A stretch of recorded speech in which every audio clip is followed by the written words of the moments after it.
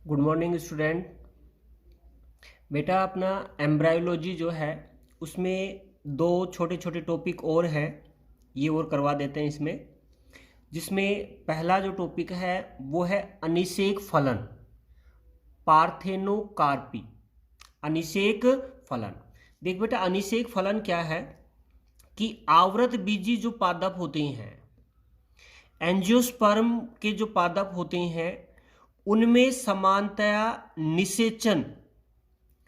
निषेचन के पश्चात अंडाशय जो है ये फल में परिवर्तित होता है। सामान्य क्रिया है ये कि उनमें निषेचन के पश्चात ही अंडाशय जो है ये फल में परिवर्तित होता है। लेकिन कुछ पादप ऐसे हैं जिनमें बिना निषेचन के ही अंडाशय जो है ये फल में परिवर्तित हो जाता है। बिना निषेचन के ही अंडाशय फल में परिवर्तित हो जाता है। भाई समान क्रिया तो क्या है कि जो निषेचन की क्रिया के बाद अंडाशय फल में परिवर्तित होता है, लेकिन कुछ पादप ऐसे हैं जिनमें बिना निषेचन के ही अंडाशय फल में परिवर्तित हो जाता है, और यही क्रिया जो है वो अनिषेक फलन या पार्थेनोकार्पी कहलाती है। ठीक बेटा, एक वैज्ञानिक थे विन कलर जो थे, उन्होंने पार्थेनोकार्पी यानी अनिषेक फलन जो है उसको कैसे परिभाषित किया। उन्होंने बताया कि बीज रहित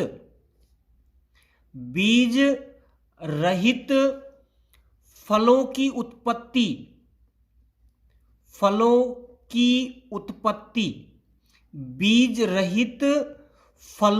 उत्पत्ति अनिषेक फलन कहलाती है।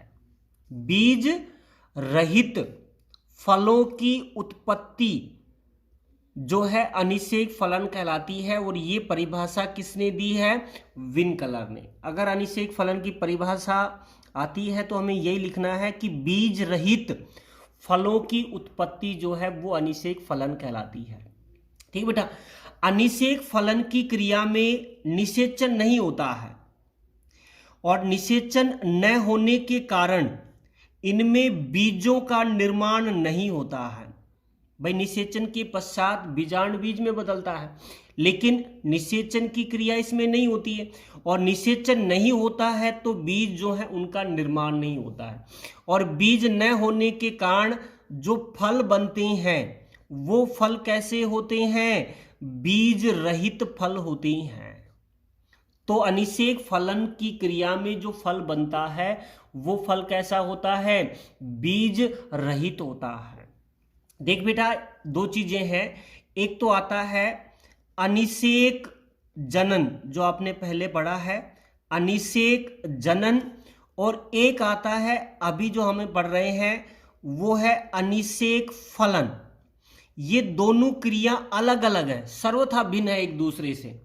अनिषेक जनन और अनिषेक फलन अलग अलग क्रियाएं होती हैं। जैसे मैं बात करूं, अनिषेक जनन की क्रिया में बिना निषेचन के बीज बनते हैं। बिना निषेचन के क्या बनता है? अनिषेक जनन में बीज बनते हैं। और अनिषेक फलन में बिना निषेचन के बीज रहित फल बनते हैं।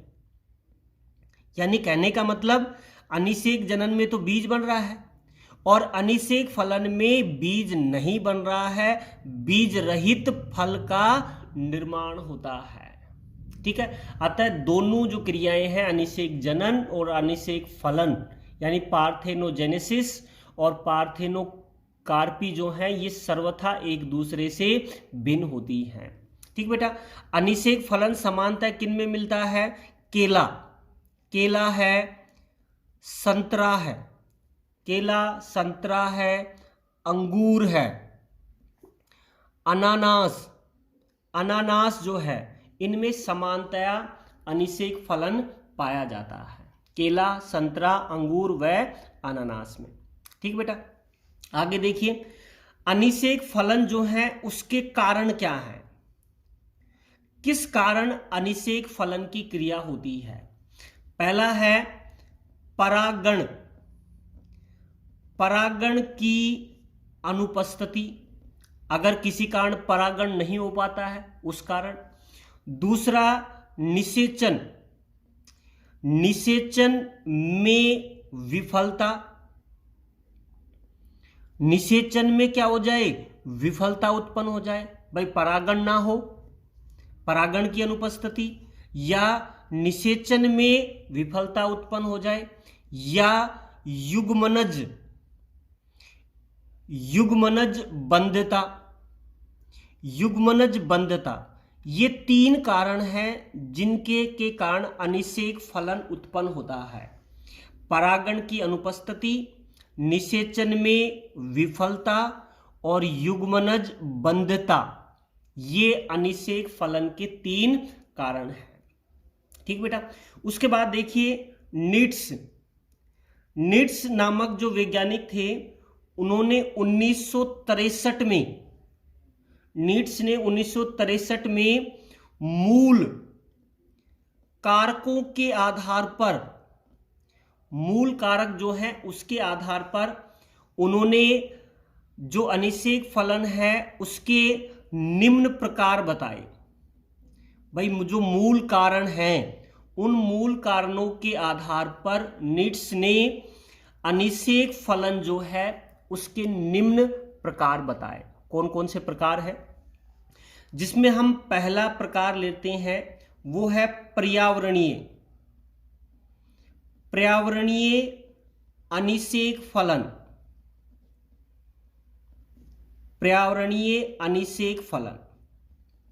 देखिए बेटा, पर्यावरणीय अनिषेक फलन क्या होता है कि कुछ पर्यावरणीय कारक, कुछ पर्यावरणीय कारक है, जैसे कोहरा, कोहरा है, धुंध है, कोहरा है, धुंध है, तापमान, तापमान में अत्यधिक कमी है, तापमान में अत्यधिक कमी, या ओलावृष्टि, ओलावृष्टि जो है, ये कुछ वातावरणीय कारक हैं।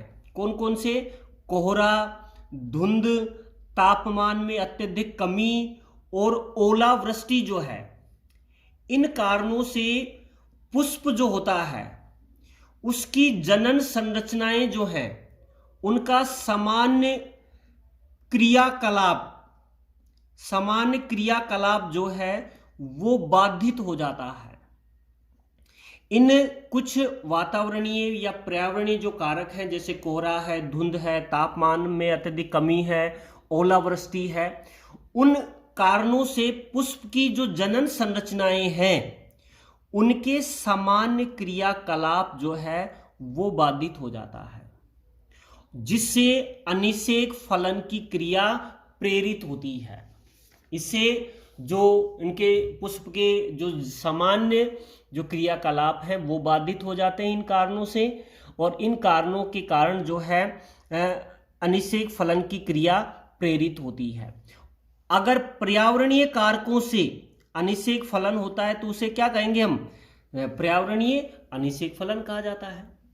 ठीक है बेटा, जैसे एक उदाहरण बताया गया है स्मिथ, स्मिथ व कोक्रेन नामक जो वैज्ञानिक थे, स्मिथ व कोक्रेन, उन्होंने क्या बताया कि अगर टमाटर, टमाटर जो है उसको 10 डिग्री सेंटीग्रेड ताप पर रखा जाता है तो उसमें पराग कण जो हैं ये अंकुरित नहीं होते हैं, और पराग नलिका, पराग नलिका जो है ये छोटी हो जाती है, छोटी रह जाती, जिसके कारण वो बीजांड में प्रवेश नहीं कर पाती है। अगर टमाटर के पौधे को 10 सेंटीग्रेड तापमान पर रखा जाता है तो उसमें परागकण का अंकुरण और पराग नलिका में जो वृद्धि है वो धीमी हो जाती है, जिसके कारण पराग नलिका बीजांड में प्रवेश नहीं कर पाती है, जिससे अनिषेक फलन जो है ये उत्पन्न होता है। ठीक बेटा, तो ये हो गया पर्यावरणीय अनिषेक फलन, पर्यावरणीय कारकों के द्वारा होगा। दूसरा जो प्रकार का अनिषेक फलन लेते हैं वो है आनुवांशिक अनिषेक फलन। आनुवांशिक अनिषेक फलन, देख बेटा, आनुवांशिक अनिषेक फलन क्या होता है कि कुछ आनुवांशिक कारण जैसे उत्परिवर्तन है, आनुवांशिक कारण में जैसे क्या आ गया, उत्परिवर्तन आ गया। अर्धसूत्री विभाजन, अर्धसूत्री विभाजन वो आ गया इसमें। बहुगुणिता है, संकरण है, ये कुछ आनुवांशिक कारण है। उत्परिवर्तन, अर्धसूत्री विभाजन, बहुगुणिता और संकरण है, ये ऐसे आनुवांशिक कारण हैं जिनके कारण अनिषेक फलन की क्रिया प्रेरित होती है। और आनुवांशिक कारणों से अनिषेक फलन होता है तो इसे आनुवांशिक अनिषेक फलन कहा जाता है, जिसमें उत्परिवर्तन, अर्धसूत्री विभाजन, बहुगुणिता व संकरण आते हैं। और इससे अनिषेक फलन प्रेरित होता है और बीज रहित फल जो हैं ये प्राप्त होते हैं। और ये किन में होती है, जैसे नारंगी है उसमें ये पाई जाती है। ककड़ी है उसमें ये पाई जाती है। केला है उसमें ये पाई जाती है। अंगूर है उसमें ये पाई जाती है। ठीक बेटा, तो ये आनुवांशिक अनिषेक फलन हो गया। तीसरा अनिषेक फलन लेते हैं वो है रासायनिक अनिषेक फलन। रासायनिक अनिषेक फलन क्या होता है, जाहिर है कि रासायनिक कारकों के द्वारा ये फल अनिषेक फलन प्रेरित होता है। देख बेटा, कुछ रासायनिक पदार्थ जो हैं वो बीज रहित फल प्राप्त करने के लिए उपयोगी होते हैं। जैसे कुछ हार्मोन्स हैं जो अनिषेक फलन की क्रिया को प्रेरित करते हैं, जैसे 3-IBA। ठीक है बेटा। दूसरा है 2NAA, ये हार्मोन है जो पादपों में अनिषेक फलन की क्रिया को प्रेरित करते हैं। 3-IBA, इसका पूरा नाम है 3-इंडोल ब्यूटारिक एसिड या अम्ल, 3-इंडोल ब्यूटारिक अम्ल। और दूसरा है 2NAA, 2-नैप्थलीन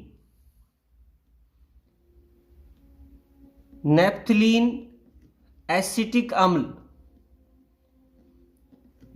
नैप्थलीन एसिटिक अम्ल, 2-नैप्थलीन एसिटिक अम्ल और 3-इंडोल ब्यूटारिक अम्ल जो हैं ये अनिषेक फलन की क्रिया को प्रेरित करते हैं। रसायन है इसलिए इसे रासायनिक अनिषेक फलन कहा जाता है। ठीक है बेटा। उसके बाद नंबर 4 प्रकार जो है अनिषेक फलन का है वो है प्रेरित अनिषेक फलन। भाई प्रेरित या इसको आप कृत्रिम अनिषेक फलन कह सकते हैं। देख बेटा, थीमेन नामक जो वैज्ञानिक थे उन्होंने बताया कि जो पराग कण हैं, कुछ पादपों के जो पराग कण हैं उनमें ऑक्सिन, ये जो पादप हैं उनके पराग कण ऑक्सिन व अन्य वृद्धि हार्मोन जो हैं उनका स्राव करते हैं। थीमेन ने क्या बताया कि कुछ पादपों के जो पराग कण हैं वो ऑक्सिन व अन्य वृद्धि हार्मोन का स्राव करते हैं। अतः पादप जो हैं उनमें IAA इंडोल एसिटिक अम्ल और NAA नैप्थलीन एसिटिक अम्ल जो वृद्धि हार्मोन है, इनका 0.5 से 1% घोल अगर पौधों की वृत्तिकाग्र पर इनका छिड़काव कर दिया जाए तो बीज रहित फल प्राप्त किए जा सकते हैं। किनका? इंडोल एसिटिक अम्ल, नेफ्थलीन एसिटिक अम्ल जो है, इनका 0.5 से 1% घोल अगर पौधे की वृत्तिकाग्र पर छिड़काव कर दिया जाए तो उनसे बीज रहित फल यानी अनिषेक फलन जो है उसको प्रेरित किया जा सकता है। ठीक बेटा, तो ये 4 प्रकार का अनिषेक फलन हो गया। पर्यावरणीय अनिषेक फलन जो पर्यावरणीय कारकों के द्वारा होगा, आनुवांशिक अनिषेक फलन जो आनुवांशिक कारण जैसे उत्परिवर्तन है, अर्धसूत्रीय विभाजन है, बहुगुणिता है, संकरण है, उसके द्वारा उत्पन्न होता है। रासायनिक अनिषेक फलन जो हार्मोन्स या रसायनों के कारण होता है, 3 इंडोल ब्यूटारिक अम्ल और 2 नेफ्थलीन एसिटिक अम्ल। और प्रेरित अनिषेक फलन जो है इसमें आप वृद्धि हार्मोन जैसे नेफ्थलीन एसिटिक अम्ल है और इंडोल एसिटिक अम्ल है, इनका वृत्तिकाग्र पर छिड़काव कर जो है अनिषेक फलन को प्रेरित किया जा सकता है। ठीक बेटा, तो ये हो गया अनिषेक फलन और उसके प्रकार। अब हम लेते हैं अनिषेक फलन जो है इसका महत्व। अनिषेक फलन जो है उसका महत्व क्या है?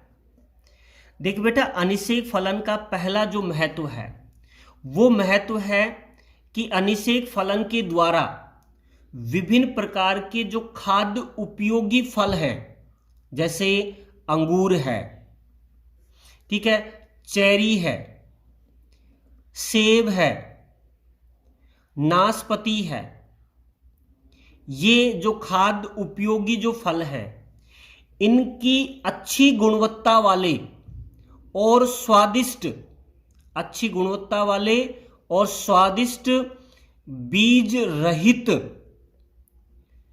रहित फल तैयार किए जा सकते हैं। अनिषेक फलन के द्वारा जो खाद्य उपयोगी फल हैं जैसे अंगूर है, चेरी है, सेब है, नाशपाती है, इनकी अच्छी गुणवत्ता वाले स्वादिष्ट और बीज रहित फल तैयार कर सकते हैं अनिषेक फलन के द्वारा। दूसरा जो इसका महत्व है कि अनिषेक फलन की सहायता से जो फल हैं उनमें उत्पन्न विभिन्न जो विकृतियां हैं, विकृतियां जो हैं उनको दूर किया जा सकता है। फलों में उत्पन्न विकृतियां जो हैं उनको अनिषेक फलन के द्वारा दूर किया जा सकता है। ठीक बेटा, तो ये हो गया अनिषेक फलन का महत्व। अब अगला टॉपिक आता है इसमें अनिषेक फलन के बाद, वो है अपस्थानिक भ्रूणता। अपस्थानिक भ्रूणता, एडवेंटिव एम्ब्रियोनी, एडवेंटिव एम्ब्रियोनी या अपस्थानिक भ्रूणता। देखो बेटा, इसको पहले भी हमने पढ़ लिया था असंजनन में, उसके बाद इसको थोड़ा अलग से भी पढ़ेंगे इस बार। अपस्थानिक भ्रूणता क्या है? देख बेटा, जब भ्रूण का जो निर्माण है वो भ्रूणकोश एम्ब्रियो सैक के अलावा,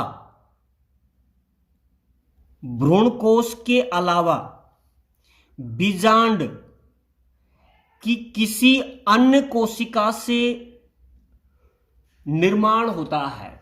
जब भ्रूण का निर्माण भ्रूणकोश एम्ब्रियो सैक के अलावा बीजांड की किसी अन्य कोशिका से होता है, बीजांड की किसी भी अन्य कोशिका से अगर भ्रूण का निर्माण होता है तो उसे अपस्थानिक बहुभ्रूणता कहा जाता है। देखिए, समानतः भ्रूण जो है उसका निर्माण भ्रूणकोश की एग सेल करती है, लेकिन कई बार या कुछ पादपों में भ्रूण का निर्माण भ्रूणकोश के अलावा बीजांड की किसी अन्य कोशिका से भी भ्रूण का निर्माण हो जाता है, तो वो स्थिति अपस्थानिक बहुभ्रूणता कहलाती है। ठीक है बेटा, अपस्थानिक जो भ्रूणता है, इसमें क्या होता है कि अपस्थानिक जो भ्रूणता है इसे बीजाणुद्भिद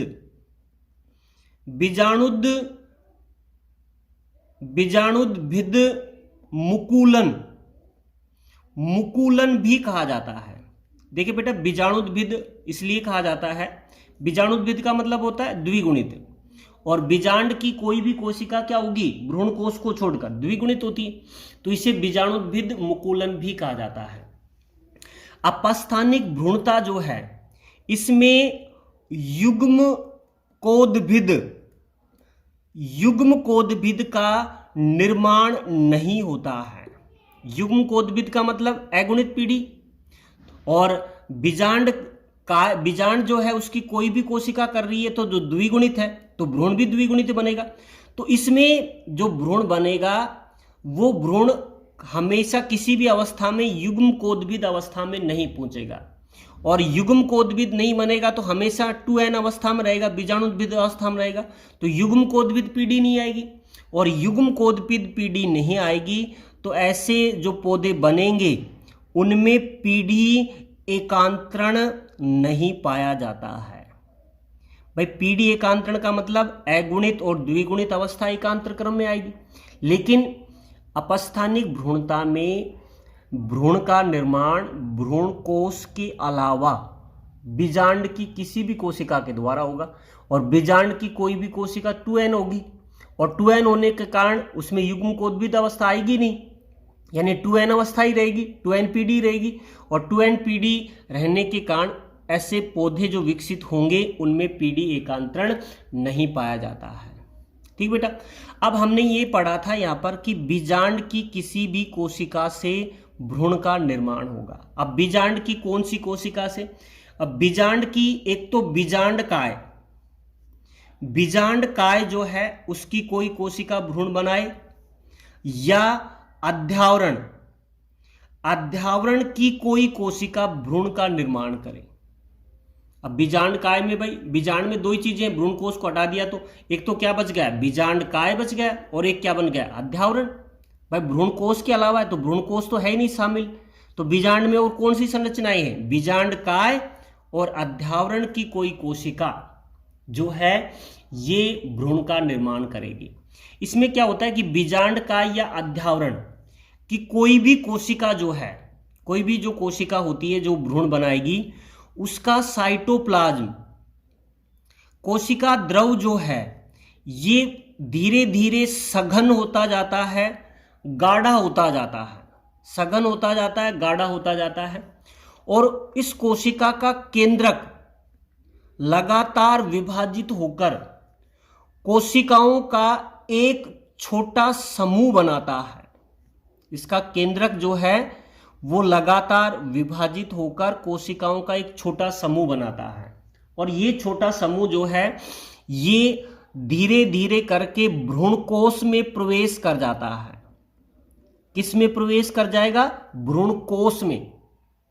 भाई बीजांड काय या अध्यावरण जो है उसकी कोई भी जो कोशिका है उसका जीव द्रव धीरे धीरे गाढ़ा, सघन गाढ़ा होता जाता है, और उसका केंद्रक बार बार विभाजित होकर कोशिकाओं का एक समूह बनाता है, और ये समूह भ्रूण कोश में प्रवेश कर जाता है, और भ्रूण कोश में प्रवेश कर एम्ब्रियो यानी भ्रूण जो है उसका निर्माण करता है। ठीक बेटा, अब कहने का मतलब ये हो गया कि अब भ्रूण कोश जो है, इस भ्रूण कोश में दो भ्रूण बन गए, दो भ्रूण का जो है वो निर्माण होगा। दो भ्रूण का निर्माण कैसे हुआ, भाई जैसे ये अपना एक भ्रूण कोश है जिसमें जो अंड कोशिका है वो तो भ्रूण बनाएगी, और इस भ्रूण को क्या बोला जाएगा, युग्मनजी भ्रूण कहा जाता है, जाइगोटिक एम्ब्रियो कहा जाता है इसे। और दूसरा जो भ्रूण है वो किसके द्वारा आया है, या तो बीजांड काय के द्वारा या अध्यावरण की कोशिका के द्वारा किस में आ गया, भ्रूण कोश में आ गया। और ऐसे भ्रूण को क्या बोलेंगे, अपस्थानिक भ्रूण कहा जाता है। जो किससे बना है, या तो बीजांड की किसी कोशिका से या अध्यावरण की किसी कोशिका से। उसका केंद्रक विभाजित होकर कोशिकाओं का एक छोटा समूह बनाएगा जो भ्रूण कोश में प्रवेश करेगा और भ्रूण निर्माण करेगा। अतः भ्रूण कोश में दो भ्रूण हो गए, एक तो युग्मनजी भ्रूण हो गया और एक क्या हो गया, अपस्थानिक भ्रूण हो गया। अब इन दोनों भ्रूणों को आसानी से पहचाना जा सकता है। ठीक है बेटा, आसानी से कैसे पहचान सकते हैं कि युग्मनजी भ्रूण जो है इसमें एक तो निलंबक उपस्थित होता है, ये आपने भ्रूण के निर्माण के समय पढ़ा होगा। युग्मनजी भ्रूण में क्या उपस्थित होता है, निलंबक। और युग्मनजी भ्रूण जो है ये हमेशा कहां स्थित होता है, बीजांड द्वारी जो छोर होता है वहां पर स्थित होता है। भाई दो भ्रूण बने हैं, एक अपस्थानिक भ्रूण बना है, एक युग्मनजी भ्रूण बना है, इनको आप आसानी से पहचान सकते हैं। कैसे पहचान सकते हैं, युग्मनजी भ्रूण में निलंबक उपस्थित होता है तथा ये बीजांड द्वारी छोर पर उपस्थित होता है। अपस्थानिक भ्रूण जो है इसमें निलंबक अनुपस्थित होता है। निलंबक क्या होता है, अनुपस्थित हो सकता है तथा ये भ्रूण कोश जो है उसमें किसी भी स्थिति में पाया जा सकता है। ये निभाग की ओर हो सकता है, मध्य में भी स्थित ये हो सकता है। तो इसकी स्थिति भ्रूण कोश में कहीं पर भी हो सकती है। निलंबक अनुपस्थित होगा, भ्रूण कोश में कहीं भी स्थित हो सकता है। युग्मनजी भ्रूण जो है, जाइगोटिक जो एम्ब्रियो है, इसमें निलंबक पाया जाएगा और ये बीजांड द्वारी छोर जो है उस पर ये पाया जाता है। ठीक है बेटा, अपस्थानिक भ्रूणता जो है इसका सबसे बड़ा उदाहरण है सिट्रस कुल के जो पादप हैं उनमें ये समान रूप से पाया जाता है। उसके अलावा कैक्टेसी कुल के जो पादप हैं उनमें भी ये पाया जाता है। यूफोरबिएसी कुल के जो पादप है उनमें भी ये मिलता है। आर्किडेसी कुल के जो पादप हैं उनमें भी ये पाया जाता है। अपस्थानिक जो भ्रूणता है ये किन में मिलती है, सिट्रस जो है इनमें तो काफी मिलती है खट्टे फलों में। उसके अलावा कैक्टेसी है, यूफोरबिएसी है, आर्किडिएसी है, उसमें ये पाया जाता है अपस्थानिक भ्रूणता। ठीक बेटा, तो ये दो टॉपिक हो गए अपने पूरे, जिसमें अपने एक पहला अनिषेक फलन पढ़ा और दूसरा अपस्थानिक भ्रूणता। ठीक बेटा, उसके अलावा कोई भी टॉपिक अगर आपको दोबारा समझना है या कहीं रह गया हो तो आप मेरे को बताएंगे, उसको आपको समझाया जाएगा। ठीक बेटा, आज के लिए इतना ही। Thank you.